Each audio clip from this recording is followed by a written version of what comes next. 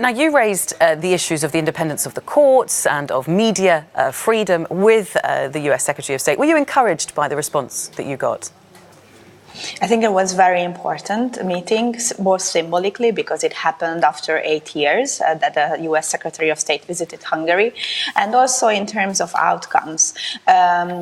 During the press conference held by the Hungarian Minister of Foreign Affairs, the US Secretary of State also announced 2 initiatives to fight corruption on the one hand, and on the other hand, support local media. So these are direct responses to the concerns that we raised, and to the 2 basic concerns that we continue to raise with the Hungarian government: the freedom of the press, freedom of expression, and corruption. So in terms of both symbolic and substantial outcomes, we are happy with the meeting. What do you say to those who are worried that a visit from Mike Pompeo to Hungary could end up being seen as a seal of approval for Orbán and his policies, which have already been the cause of disciplinary proceedings from the EU?